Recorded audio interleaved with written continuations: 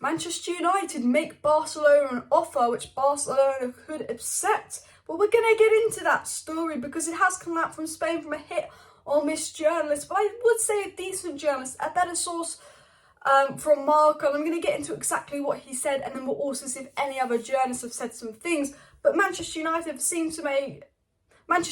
have made an offer for Frenkie De Jong according to reports. So have Manchester United finally done something? Is this report real? Is it fake? How reliable is it? Who else is saying this? Have we finally done something? Because I tell you what, I'm off the back of a live stream. I've just been ranting about Man United for an hour, saying what we're doing. It's been 4 weeks to the day since the De Jong negotiations started.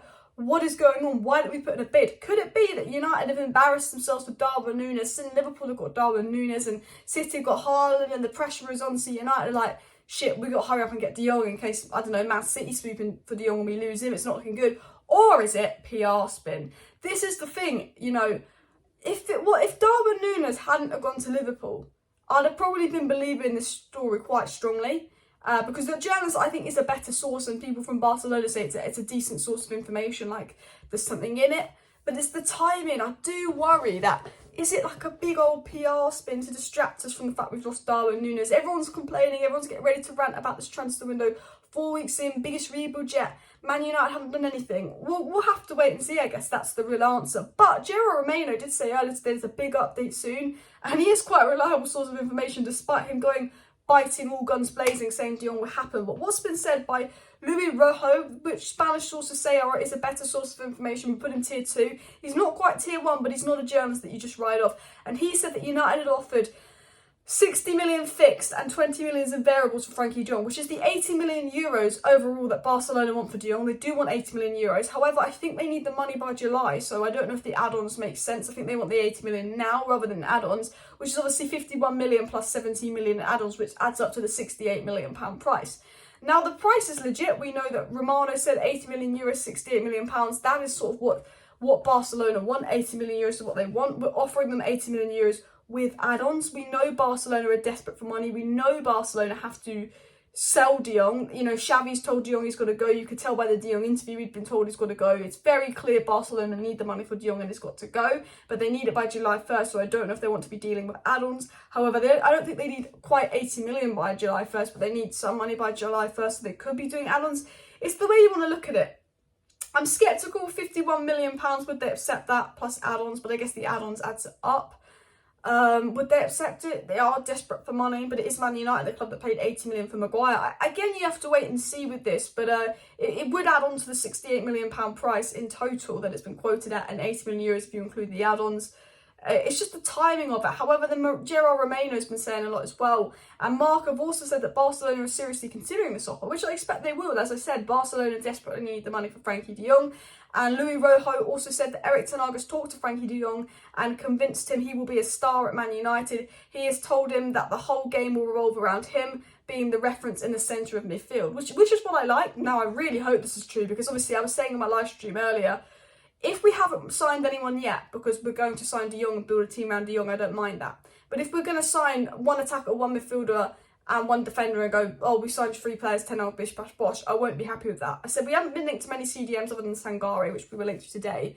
I said, look, if United's plan is, you know, midfield's #1 priority, Laurie Whitwell said midfield's #1 priority, and that's why we haven't gone on guns glazing for Darwin Núñez. Alex Crook, another decent journalist, said the reason we're not all out for Darwin Núñez is because we want the midfield sorted first. I would be happy, and we know from Laurie Whitwell that United's #1 transfer signing and priority would be Frenkie De Jong, and that, you know, we also want 2 midfielders. If we have not signed anyone because we're going to sign De Jong and build a team around De Jong, then I have no issue with us not signing anyone as long as we get De Jong done in the next week, because we can't keep dragging this deal out. It's being too slow. I'm frustrated we haven't signed anyone, and I'm worried that this could be a PR spin because there's frustration going. But I've always said the problem with Paul Pogba is Man United brought Pogba, but they didn't build a team around him. Man United brought Pogba, thought it would solve the midfield, but they never built a midfield around Pogba. Man United brought Maguire, thought it would solve the defence, but they didn't make a defence around Maguire. You need a different kind of keeper to suit Maguire. You need a pacey centre-back. We had Lindelof. We didn't do that. You know, we've never built a team. Especially under Oli, we just build individual players, and we need to build a team. And Ten Hag's a man that wants to build a team. And, you know, De Jong would be the pivotal man of the team. He's the midfield, he's the centre of the team, and he's the #1 target, which is why I hope this story is kind of true. Louis Rojo said the bid is very close to what Barcelona want as well. So again, a decent source of information, a positive story about Frenkie De Jong. Could something be happening? Remember, it is Manchester United. We've got to be prepared for disappointment, but also remember, before people go, we're not in the UCL, De Jong doesn't want UCL football. De Jong and Ten Hag have had multiple phone calls. If Ten Hag knew De Jong wasn't going to come, we would have stopped pursuing him weeks ago. We've been pursuing De Jong for 4 weeks. Now, I know we're stupid in the transfer market. I know our board is absolute imbeciles. But we wouldn't spend 4 weeks focusing on De Jong and letting Darwin Núñez slide and maybe even letting Timber slide if we thought that De Jong was going to say no because we're not in the Champions League. The journalists do not know what De Jong and Ten Hag have spoken about. And, more and more reports are coming out saying that, De Jong's now realised he's got to leave Barcelona, is more open to United. That's been happening over the last few weeks. You've got to remember that. If De Jong wasn't going to come to United, we would have stopped pursuing him. We would have stopped pursuing him weeks ago. Ten Hag has had a conversation with De Jong, and there must have been something said in that conversation which makes Man United think they can get De Jong. I've always said, and I said this a week ago, I said this 2 weeks ago, I guarantee you that conversation was De Jong saying to Ten Hag, I love Barcelona, it's my boyhood club, I don't want to leave Barcelona, but if I'm forced to leave, I'll consider United. But De Jong has now been forced to leave Barcelona. The board has told him he's got to go, Xavi's told him he's got to go, and I think he knows he's got to go because his first interview with the Netherlands was talking about how much he loves Barcelona and doesn't want to leave. His second interview with the Netherlands, he spoke about how the Netherlands playstyle suited him more than the Barcelona playstyle, and that was the day after it was reported from a reliable source that Barcelona told De Jong his performances haven't been good enough and he's got to go. Fabrizio Romano has come out and reminded us that Barcelona want 85 million euros for De Jong, and this deal would be worth 80 million in total, including add-ons. But GERRARD Romano, who was the first guy to break the De Jong story and the De Jong interest a month ago, had said an unknown person has joined the meeting right now, because Barcelona are meeting right now, and an unexpected name is being talked about in the meeting. So there's a meeting going on right now in Barcelona, which I suggested to be around De Jong and stuff. So again, there'll probably be a video in the morning, because I expect them to be some kind of update overnight on De Jong to United. But there's reports saying we've made an offer. I'm going to believe the report we've made an offer, but I'm not going to believe that Barcelona might accept it, because as Romano said, they want 85 million euros. I believe we've made an offer of 60 million plus 20 million in add-ons. I think that's United doing their thing, and we do this a lot where we make an initial offer that's always 5-10 million under what they want us to pay to test them and see if they'll accept, and then we debate over it for a week. I guarantee the next week we'll be saying we're looking at other midfield targets because they haven't accepted our offer because it's too low. We'll debate over it for a week, say we're looking at other midfield targets, then we'll get a Man City scare and we'll go and pay the money for De Jong. That's what I assume is going to happen. I actually do believe we made an offer. There's a meeting going on at Barcelona right now. But I think the offer we've made, I don't know if it'll be accepted. It's not what I would say a serious offer, and United often do low offer, wait a week, try and scare Barcelona into think we won't pay the money, let's say we'll go for someone else, and see what happens. What also is ironic is whenever Simon Stone tweets, United can't afford to pay this much, or United don't want to be taken for ransom, then we end up signing the player. This happened with Bruno Fernandes.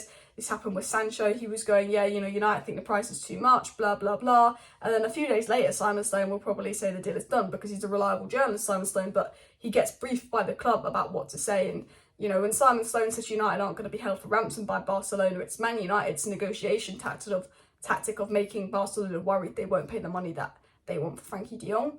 But I think this is positive news. It is Manchester United. You've got to take it with a pinch of salt. But honestly, I think there could be some updates coming out very, very soon. And I'm worried if I put this video out too early. I feel like I'm going to put this video out and an hour later something's going to happen. Oh no, it's Man United. Nothing's going to happen for about 3 weeks. But hopefully something's happening. Hopefully it's not PR spin. It is a decent source of information. I want you guys to let me know what you think about this down below in the comment section. Smash a like, do subscribe. I want De Jong. I pray it's true. I hope it's true. Something's got to happen soon. It's been 4 weeks of negotiations. The pressure is on. I know we're in for De Jong. I know he's got to leave Barcelona. I know we can convince him to come. Will Barcelona accept that bid? Will they hold up for a bit higher? Is the news that the bid is true? GERRARD Romano has been hinting at stuff going on a lot lately as well. There's obviously something going on with United for De Jong, especially the fact that we let Núñez slide like that, and he is clearly a Ten Hag target. We've known he's a Ten Hag target for a while. It makes me think, something could be happening for De Jong. So make sure you subscribe, by the way, because any updates, I will be there to let you know. Make sure you hit that like button. There'll either be an update on De Jong tomorrow or a rant, because I do kind of want to do a big fat transfer rant. Although, I'd rather Man United sign De Jong than obviously me do a rant, because I want us to sign De Jong. But I had a feeling I was going to be doing a rank video tomorrow, but it could be a De Jong update. And then there will probably be a live stream a little bit earlier than normal, but about 5 p.m. tomorrow. So if you're subscribed with post notifications on, you'll know when I'm live. So thanks for tuning in. Bish, bash, bosh. Bye.